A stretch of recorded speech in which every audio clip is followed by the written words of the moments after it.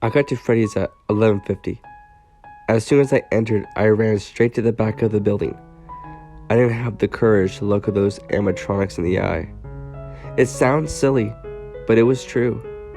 When I entered the office, it was very messy.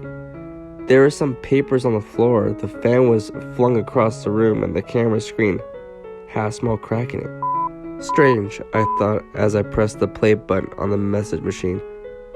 Hello? Wow, day 4. Good job. The man sounded dull and non-quirky, like he always is. I also heard a banging sound in the message. I was beginning to get a little creeped out. Hey, I might not be around to send you any more messages. It's been a bad night here.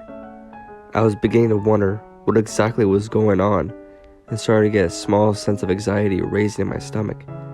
Hey, if you get a chance, can you check in one of those suits from the back? I might be. The sound of a familiar tune cut him off.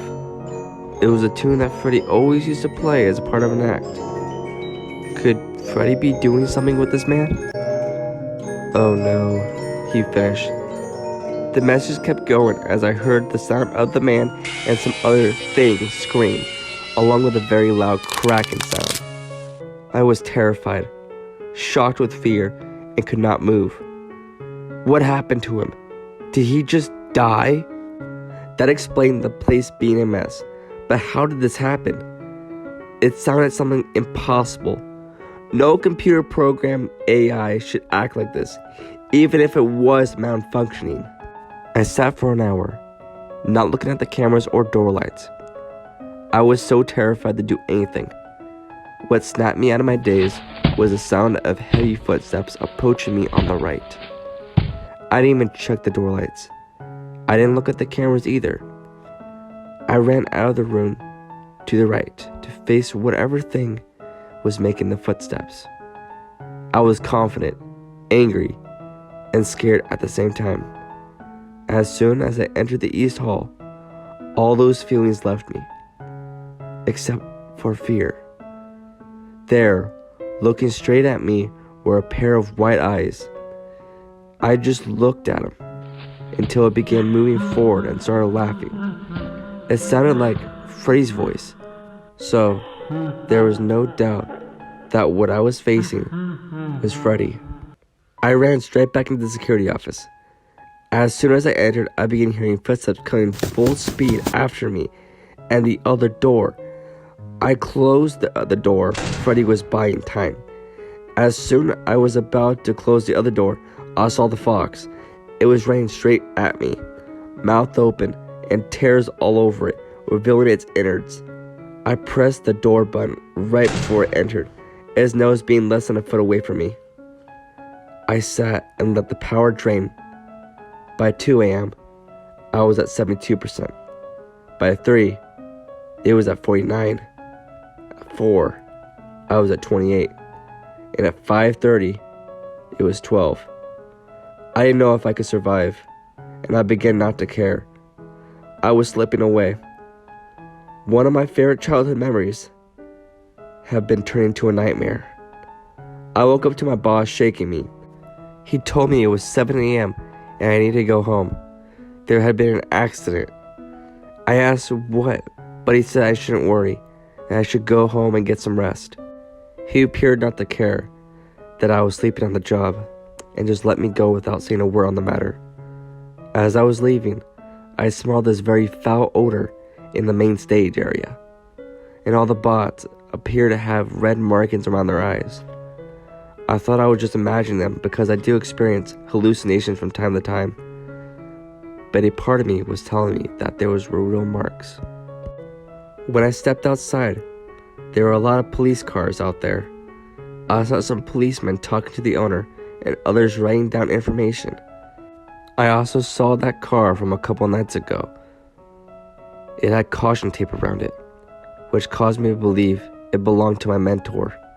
When I got home, I did all my research on finding some information on the old security guard. After a good 2 hours of research, I came across the name, Todd Smith. I believe it could possibly be the name of the man I'm looking for, but I'm not sure. I thought about asking my boss for his name tomorrow. For now, I just need to get some sleep. Night 5. I didn't want to go to work at all. I was too terrified, but I had no choice. I needed the money, and it better be worth it. I arrived at the place and my boss was waiting outside for me. Hello, sir. Shut your mouth. Excuse me? Is there a problem? Yeah, there is. That old security guard, the guy whose job you took, he's dead. You're kidding, right? I knew he was dead. I just didn't want to believe it. No, I ain't kidding. The funny thing is, you are the only person that could have been in here with him when it happened. What are you saying? Oh, quit playing all innocent. You know that you killed him. I have no evidence other than you being with him at the time of the incident. I will find more evidence, and you'll be locked up. Sir, I can tell you that I never even met the guy. Oh, well, then who did it? An intruder? There were no signs of forced entry. The animatronics? Impossible. He didn't wait for me to finish. He stormed away to his car and drove away. I entered and sprinted to the security office. I wanted to get this night over with, and the only place I wanted to see those damn animatronics is on the cameras, not anywhere else. I entered the office and saw that I had a message. I thought it was from my boss, so I pressed play. I was completely wrong. What I heard was a deep voice saying a bunch of gibberish, along with a couple screams. The voice sounded a bit like Freddy's, and I'm sure it was. With the way they've been acting, I'm not surprised they left a horrid message like this. I couldn't even figure out what he was saying, which frightened me further. I immediately picked up the tablet and began checking on the stage in Pirate Cove. Those places are where those animatronics originate, so my safest bet was to watch those places carefully. The camera then went dark. I then began to hear pots and pans shuffle around. This made me tense up, because I knew one of those animatronics were making those noises. When the cameras went back on, I checked everywhere for the animatronics.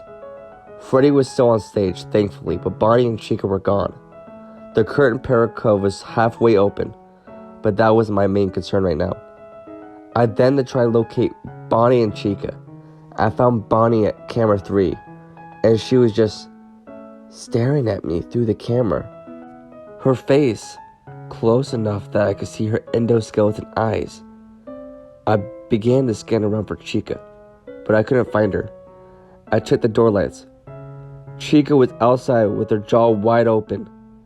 I closed that door to avoid her getting in. As soon as I did, I began hearing Freddy's tune play. I checked the cameras and saw Freddy in the audience area, and I could see those white eyes. I checked the door lights and saw Chica was gone, so I opened the door. I checked the cameras again. Bonnie and Chica were now standing on opposite sides of Freddy. I checked Pirate Cove. The curtain was wide open. I closed the door immediately, knowing soon the fox would be here. I then checked the cameras and saw laying next to Bonnie was the fox. Its eyes were open, but it was limp. The camera then went black, and Freddy's tune then got slower and more, demonic sounding.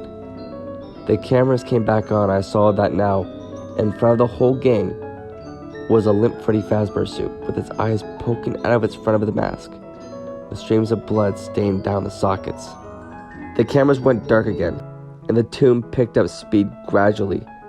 I began hearing footsteps closing at every angle, and I hit both the door buttons as fast as I could. Then I blacked out. I woke up to banging on the door. I checked the time. 5:55 a.m. I checked the cameras and saw that each animatronic was in their respective spot. I thought my boss showed up early and wanted to come in, so I opened the door. When I did, I saw that same Freddy Fazbear suit with the eyes poking out of the front. I was sure I could see some teeth, but I didn't look too close. The last thing I noticed was the bib on his chest. It was the same one as Chica, only there was dry blood all over it. I ran away and left the building and drove away as fast as I could. 2 days later. Well, I received a letter in the mail with my check from Freddy's and a "you're fired" notice. I didn't care. I wanted a different job now. I didn't want to spend another day in that place. I contacted the authorities and told them about what I experienced in that place. But they told me I should just get some rest. Yeah, right. What happened in that place for kids was not right. There was something very wrong.